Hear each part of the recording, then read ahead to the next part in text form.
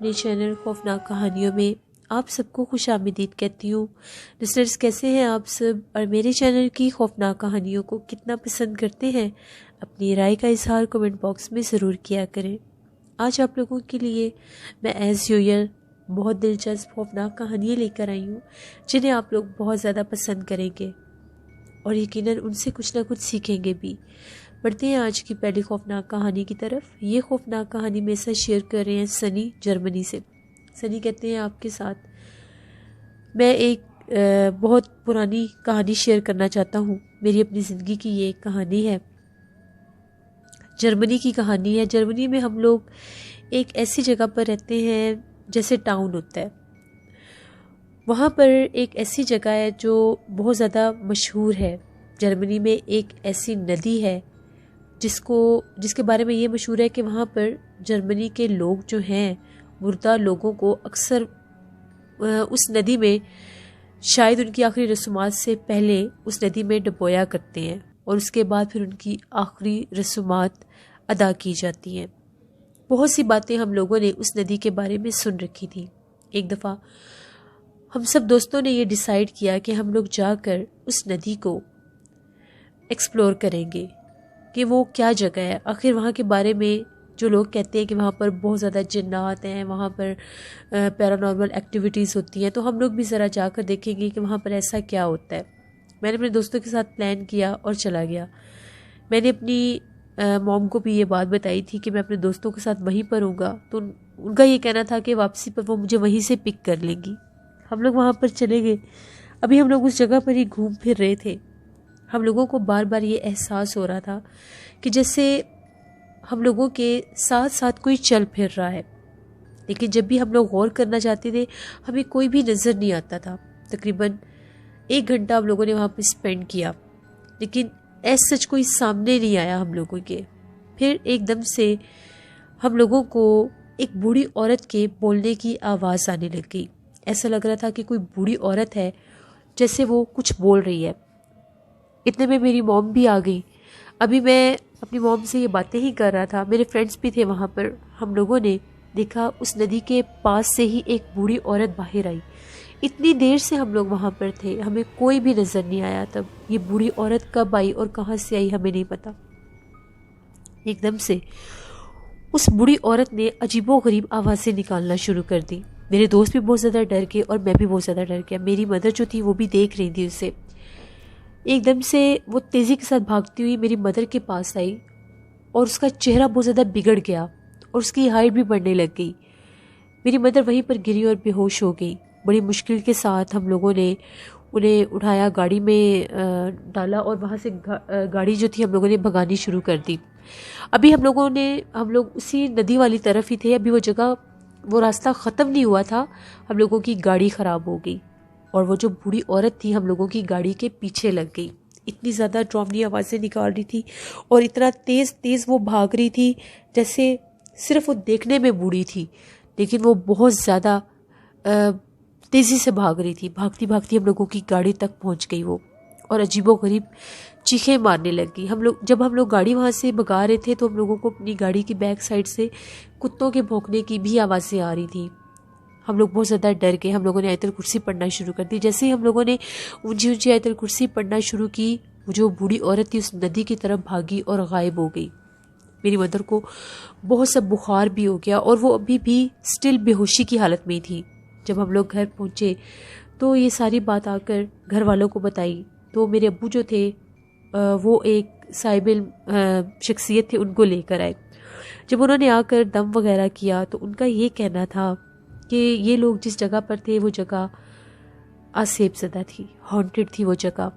ये लोग काफ़ी देर से वहाँ पर मौजूद थे और बार बार ये कोशिश कर रहे थे कि वो चीज़ अपना आप इन पर ज़ाहिर करे, वो मखलूक अपना आप इन पर ज़ाहिर करे।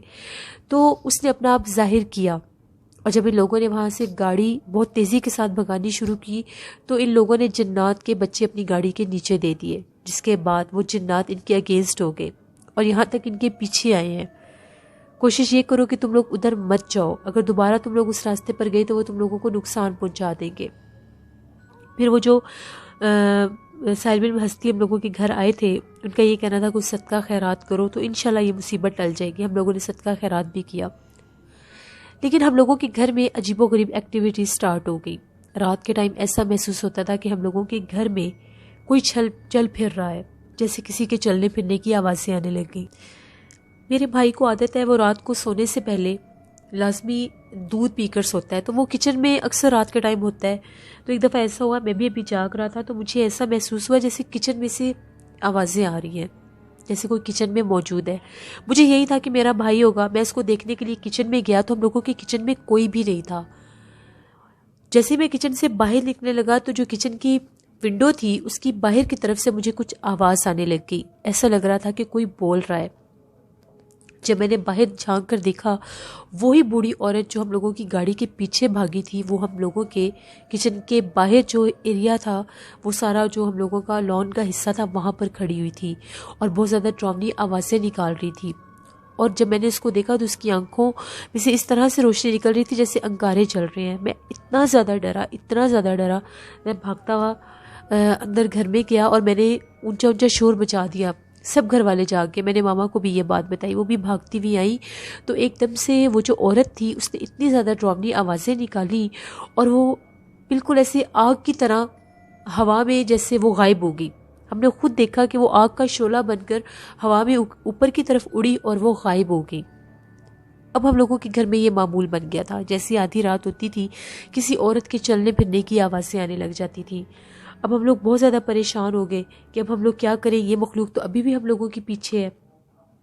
दोबारा से वही जो आमिल हम लोगों के घर आए थे उनको दोबारा से बुलाया। वो दोबारा हम लोगों के घर आए, आकर सारे घर का विज़िट किया। उनका ये कहना था कि ये अमल के ज़रिए इनको यहाँ से भेजना पड़ेगा। उन्होंने ये कहा कि मुझे बिल्कुल ताज़ा खून चाहिए, फ्रेश ब्लड चाहिए मुझे, किसी भी जानवर का वो हो जाए तो वो मुझे ला कर दें। उसके साथ मैं कुछ तावीज़ वगैरह लिखूंगा जो इस घर में लगाने होंगे, और उसके बाद आप लोगों को इस घर में कुरान ख्वानी करवानी होगी और कुछ सदके खैरात की चीज़ें गरीबों में बांटनी होगी, जिसके बाद ये मखलूक यहाँ से जाएगी। बड़ी मुश्किल के साथ हम लोगों ने उनको किसी जानवर का ब्लड ला कर दिया। उसके साथ उन्होंने कोई तावीज़ लिखकर हम लोगों को दिए। वो तावीज़ हम लोगों ने अपने पूरे घर में लगाए। लॉन के जिस हिस्से में वो बहुत ज़्यादा नज़र आती थी वहाँ पर बहुत ज़्यादा वो तावीज़ लगाए। उसके बाद हम लोगों ने कुरान ख्वानी करवाई, काफ़ी ज़्यादा सदका खैरात किया। तो वो जो रात के टाइम उसके बाहर चलने फिरने की आवाज़ें होती थी, फिर उनमें कमी आने लग गई और आहिस्ता आहिस्ता वो मखलूक हम लोगों से दूर हट गई। यानी हम लोगों के घर में जो असर बनाया हुआ था, जो सामने आती थी बदला लेने की घर से, फिर वो कभी भी हम लोगों को नज़र नहीं आई। आज भी हम लोग उसी घर में रहते हैं, आज भी हम लोग जर्मनी के उसी टाउन में रहते हैं, लेकिन अल्लाह का शुक्र है कि दोबारा हम लोगों को ऐसा वैसा कुछ भी महसूस नहीं हुआ। ये मेरी ज़िंदगी की एक कहानी थी जो मैंने आपके साथ शेयर की। बहुत शुक्रिया सनिया आपका। लिसनर्स, कभी भी किसी ऐसी जगह पर नहीं जाना चाहिए उस जगह को एक्सप्लोर करने के लिए, या महज आप ये समझें कि हम लोग एडवेंचर के लिए जा रहे हैं। ये चीज़ें बाज़ औक़ात इंसान को बहुत ज़्यादा हद तक नुकसान पहुंचाती हैं। अपना ख्याल खुद रखा करें, ऐसे शौक़ पाला करें जो आपको नुकसान ना पहुंचाए। बढ़ते हैं एक और खौफनाक कहानी की तरफ। ये खौफनाक कहानी सनरीला शेयर कर रही है। कमेंट बॉक्स में मेरे एक लिसनर पूछ रहे थे आपको सारे खौफनाक किस्से सनरीला ही सुनाती हैं, तो जी मेरी रेगुलर स्टोरी सेंडर है वकास अहमद की तरह। बहुत शुक्रिया सनरीला आपका, इसी तरह से अपनी स्टोरीज मेरे साथ शेयर करती रहें। सनरीला कहती हैं कि कल जो मैंने आपको अपनी चची की कहानी शेयर की थी, आज फिर उनकी ही एक स्टोरी शेयर करती हूँ। वो लोग सिंध के उसी गाँव में रहते हैं, तो वहाँ पर ये कल्चर है सिंध में कि घरों से दूर एक बैठक बनाई जाती है, ड्राइंग रूम, जहाँ पर मेहमानदारी की जाती है। जहाँ पर कोई मर्द हजरात मेहमान आते हैं तो उनको ठहराया जाता है, उसको ओताक बोलते हैं। तो वहाँ पर उनका भी था, वो ओताक उनका भी था। तो एक दफ़ा ऐसा हुआ, घर में खाना पकाने के लिए सूखी लकड़ियाँ ख़त्म हो चुकी थी। तो चची ने ये कहा कि वो जो बैठक है उसकी बैक साइड पर झाड़ियाँ हैं और वहाँ पर हम लोग सूखी लकड़ियाँ रखते हैं, तो मैं जाकर वहाँ से खाना पकाने के लिए लकड़ियाँ ले आती हूँ। असर का तकरीबन टाइम होगा। उन्होंने अपनी 5 साला बेटी को उठाया और साथ लेकर वहाँ पर चली गई। उनका बेटा जिसका नाम इमरान है वो भी उनके साथ ही था। वो लोग जब वहाँ पर गए तो चची कहती है बिल्कुल नॉर्मल मैं वहाँ पर गई, वहाँ पर कोई भी नहीं था। मुझे नहीं पता चला कि कब मेरा बेटा मेरे पीछे पीछे चलता हुआ वो भी साथ आ गया। मैंने अपनी बेटी को एक साइड पर बिठाया और मैं वहाँ से लकड़ियाँ वगैरह उठाने लगी। झाड़ियाँ काफ़ी ज़्यादा आगे आई हुई थी, उनकी बैक साइड पर वो लकड़ियाँ थी। अभी मैं लकड़ियाँ उठा ही रही थी तो मैं बैठी हुई थी, एकदम से मुझे ऐसा महसूस हुआ कि कोई चलकर मेरे पीछे आया है। मुझे ये लगा कि शायद मेरे बच्चे ही होंगे, मेरा बेटा होगा जो मेरी बैक साइड पर आया है। उसने एक छड़ी उठाई और मुझे मारना शुरू कर दिया। वहाँ से एक स्टिक लेकर मुझे मारना शुरू कर दिया। तो मैं बार बार उसको ये कह रही थी कि ऐसे मत करो, मुझे तंग मत करो। इतने में जो मेरा बेटा था वो शोर मचा रहा था। अब ये पीछे देखें, पीछे काले रंग के बंदर हैं। मैं उसको बार बार ये कह रही थी कि शरारतें मत करो। मेरा ध्यान ही नहीं था पीछे जा रहे कि मैं पीछे पलट कर भी देख लूँ कि वो बच्चा मुझे क्या कह रहा है। मुझे ये था कि शायद वो महज मुझे तंग करने के लिए ये बातें कर रहा है। अब जब उस चीज़ ने, मुझे ऐसा महसूस होने लगा कि जैसे वो एक के बजाय 2-3 छड़ियाँ मेरी बैक साइड पर कोई मुझे मार रहा है, तब मुझे थोड़ा सा अजीब लगा। जैसे मैंने पीछे पलट कर देखा तो जो मेरा बेटा इमरान था वो मेरे से काफ़ी दूर खड़ा था और मेरी बेटी भी बिल्कुल एक साइड पर बैठी हुई थी। जैसे ही मेरी नज़र पीछे पड़ी तो वहाँ पर बहुत ज़्यादा डरावनी शक्लों वाले बंदर थे। इतने ब्लैक कलर के वो बंदर थे और काफ़ी ज़्यादा थे। मैं बहुत ज़्यादा डर गई। मैंने सारी लकड़ियाँ वहीं पर फेंकी, मैंने अपनी बेटी को उठाया और वहाँ से भागना शुरू कर दिया। जब मैं वहाँ से भागने लगी तो मेरा पाँव किसी चीज़ ने पकड़ लिया। वो चीज़ मेरा पाँव नहीं छोड़ रही थी। मेरे बच्चे भी शोर मचा रहे थे और मैं भी शोर मचा रही थी। मैंने ऊंचा ऊंचा कलमा पाक पढ़ना शुरू कर दिया। जैसे ही मैंने कलमा पढ़ा उस चीज़ ने मुझे छोड़ दिया। जब मैं भागती हुई वहाँ से गुजरी तो वो चीज़ बिल्कुल मेरे सामने से भाग कर गायब हुई। वो बहुत ज़्यादा काले रंग की कोई मखलूक थी और उस टाइम वो बंदर के रूप में थी। उसके जिस्म पर बहुत ज़्यादा बाल थे और वो बहुत ज़्यादा डरावनी आवाज़ें भी निकाल रही थी। मैं बहुत तेज़ी के साथ वहाँ से भागती हुई घर पहुँची और ये बात आकर मैंने सब घर वालों को बताई। तो घर वालों का ये कहना था कि बेटे की जो बैक साइड है वो बहुत ज़्यादा जैसे वीरान रहती है, वहाँ पर उस तरह से आना जाना नहीं है क्योंकि वहाँ पर झाड़ियाँ और वीराना है। तो वहाँ पर वो जिन्नात थे। उस वक्त उन जिन्नात ने अपना मेरे पर जाहिर किया, लेकिन अल्लाह का शुक्र है कि मैं भी बच गई और मेरे बच्चे भी बच गए। उस मखलूक ने कोई नुकसान नहीं पहुँचाया। शायद उस वक्त वो खेल रहे थे या शरारत के मूड में थे, जो इस तरह से उन्होंने कोई नुकसान हम लोगों को नहीं दिया। लेकिन मैं बहुत ज़्यादा खौफज़दा हुई और दोबारा कभी भी अकेली उस साइड पर नहीं गई। ये मेरी चची की ज़िंदगी की एक कहानी थी जो मैंने आपके साथ शेयर की, जो कि वहाँ के जो मैंने आपके साथ शेयर की। बहुत शुक्रिया सनरीला आपका। लिसनर, ये भी जिन्नात की एक मखलूक होती है। ये भी एक ऐसी उनकी इकसाम है जिन्नात की जो बंदर के रूप में रहते हैं और अपना आप जाहिर करते हैं। ये भी बहुत ज़्यादा शरारती और नुकसान पहुँचाने वाले जिन्नात होते हैं। ये भी इंसान को डराते भी हैं और बाज़ औक़ात नुकसान भी पहुँचाते हैं। अल्लाह से रहम मांगना चाहिए और दोपहर के टाइम किसी भी वीरान जगह पर नहीं जाना चाहिए। वहाँ पर जिन्नात अगर हों तो इंसान को इसी तरह से अपना आप जाहिर करते हैं। बढ़ते हैं एक और खौफनाक कहानी की तरफ। ये खौफनाक कहानी साजिद शेयर कर रहे हैं। साजिद कहते हैं, मैं फैसलाबाद का रहने वाला हूँ और आपके साथ अपनी ज़िंदगी में पेश आने वाली एक डरावनी कहानी शेयर करना चाहता हूँ। आज से 8 साल पहले की बात है। मैं जॉबलेस था तो मैंने अपने एक दोस्त को बोला हुआ था कि अगर किसी भी जगह पर जॉब हो तो मुझे ज़रूर बताना। मेरे दोस्त की मुझे कॉल आई और उसने मुझे एक फैक्ट्री का एड्रेस दिया और कहा कि वहाँ पर चले जाओ। जब मैं वहाँ पर पहुँचा तो वो जो फैक्ट्री थी काफ़ी ज़्यादा आबादी से हट कर थी। कॉटन फैक्ट्री थी एक। मैं वहाँ पर चला गया। वहाँ पर मुझे तो जॉब चाहिए थी। जो भी मुझे जॉब मिली मैंने वहाँ पर काम स्टार्ट कर दिया। थोड़ा सा वो मेरे आने जाने के लिए रास्ता लेंथी होता था, लेकिन इसके बावजूद मैंने काम स्टार्ट कर दिया। वो जो फैक्ट्री थी काफ़ी ज़्यादा बड़ी फैक्ट्री थी। बेसिकली हम लोगों का जो वहाँ पर काम होता था वो ग्राउंड फ्लोर पर ही होता था। कभी कभार होता था तो हम लोग बेसमेंट में या सेकंड फ्लोर पर जाया करते थे। एक दफ़ा ऐसा हुआ, दोपहर का टाइम था, बहुत शदीद गर्मी थी, तो मैंने ये सोचा कि मैं जाकर हाथ मुँह धोकर फ्रेश हो जाता हूँ। वहाँ पर जो वॉशरूम एरिया था वो बिल्कुल फैक्ट्री की बैक साइड पर था और वहाँ पर काफ़ी ज़्यादा बड़े बड़े दरख्त थे। मैं वहाँ पर गया। अभी मैं हाथ मुँह धो ही रहा था। जैसे मैंने हाथ मुँह धोया तो मुझे इस तरह से महसूस हुआ जैसे कोई पीछे से चल के आया है। मुझे ऐसा लगा कि शायद कोई और वर्कर होगा। मैं भी मुंह धोता धोता जैसे मैंने ऊपर फेस किया तो मुझे ऐसा लगा जैसे मेरे पीछे से कोई गुजर के गया है। मैंने पीछे पलट कर देखा तो पीछे कोई भी नहीं था। मुझे बड़ा अजीब लगा। मैंने खड़े होकर इधर उधर देखा कि शायद कोई हो, लेकिन ना तो कोई किसी वॉशरूम का दरवाज़ा खुला और ना ही मुझे किसी की आवाज़ आई। फिर मैंने वो शीशे में किसको देखा, मिरर में कौन था जो मेरे पीछे से गुजरा। इतना मुझे याद है, उसकी हाइट भी मेरे जितनी थी, ब्लैक कलर का उसका ड्रेस था। मैं थोड़ा सा डर गया। मैं वहाँ पर जैसे मैं उस वॉशरूम एरिया से बाहर निकल आया, क्योंकि मैंने खुद अपने पीछे से किसी को गुजरते देखा था।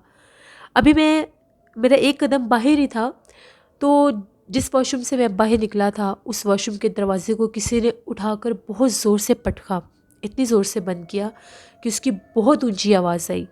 मैंने पीछे पलट कर देखा तो वो दरवाज़ा बंद था। मैंने वहीं पर खड़े खड़े पूछा कि कौन है वहाँ पर। मुझे कोई आवाज़ नहीं आई और एकदम से ऐसा महसूस हुआ जैसे वो दरवाज़ा फिर से खुला है। इतनी तेज़ हवा भी नहीं चल रही थी कि वो दरवाज़ा इतनी ज़ोर से बजता। मैं थोड़ा सा डर गया और मैं फ़ौरन से वापस अपने काम पर आ गया। ये बात आकर मेरे साथ एक दोस्त वहाँ पर लड़का काम करता था, उससे मेरी अच्छी सलाम दुआ थी। मैंने उससे भी ये बात शेयर की। उसने मुझे ये कहा कि नहीं तुम्हारा वहम होगा, ऐसा वैसा कुछ भी नहीं है। खैर मैंने भी इस चीज़ को इग्नोर कर दिया। मगरिब का टाइम था, तो कभी कभी अगर हम लोग लेट हो जाते थे तो हम लोग खाना भी वहीं पर खा लेते थे। मेरे दोस्त ने कहा कि हम लोग खाना खा लेते हैं, आज थोड़ा सा काम ज़्यादा था फैक्ट्री में, तो हम लोगों ने लेट वापस जाना था। मैंने उसे ये कहा कि ठीक है, पहले ज़रा फ्रेश हो लेते हैं और फिर खाना खाते हैं। मैं और मेरा दोस्त बातें करते करते हम लोग फिर वॉशरूम वाली साइड पर चले गए। अभी हम लोग वहीं पर खड़े होकर बातें कर रहे थे तो एकदम से हम लोगों के सामने जो वॉशरूम था उसकी लाइट ऑन हो गई। उसने भी देखा, मैंने भी देखा। मैंने उसे ये कहा कि ये लाइट किसने ऑन की है। उसने कहा ये लाइट पहले से ऑन थी। मैंने उसे ये कहा कि जब हम लोग यहाँ पर आए हैं ये लाइट ऑफ थी। वो मेरी बात ही नहीं मान रहा था। उसने कहा कि कुछ भी नहीं है। खैर हम लोग चले गए। जिस वॉशरूम की लाइट ऑन हुई थी मेरा दोस्त उस वॉशरूम में था और मैं दूसरे वॉशरूम में था। एकदम से मेरे दोस्त की ऊंची ऊंची चीखने की आवाज़ें आने लग गई। मैं तेज़ी से बाहर निकला और मैं उसका दरवाज़ा खोलने की कोशिश कर रहा था। उसका दरवाज़ा बंद था। मैं उसको बार बार ये कह रहा था कि दरवाज़ा खोलो, वो दरवाज़ा नहीं खोल रहा था। बहुत ज़्यादा ऊंचा ऊंचा चीख रहा था, बस ये कह रहा था कि मुझे बचा लो, मुझे बचा लो।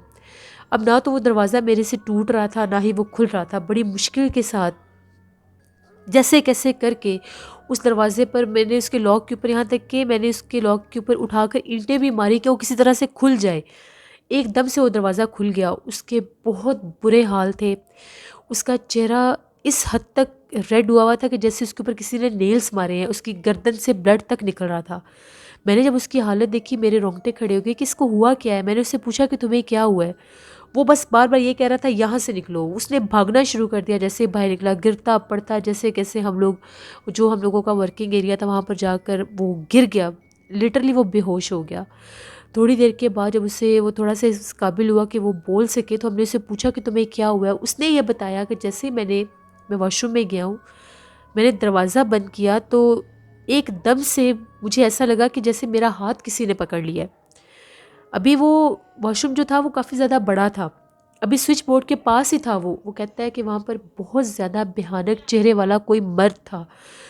काफ़ी ज़्यादा भारी उसका जिस्म था और उसके सर पर बाल नहीं थे। बहुत बड़ी बड़ी आंखें थी और दांत भी बहुत ज़्यादा बड़े थे।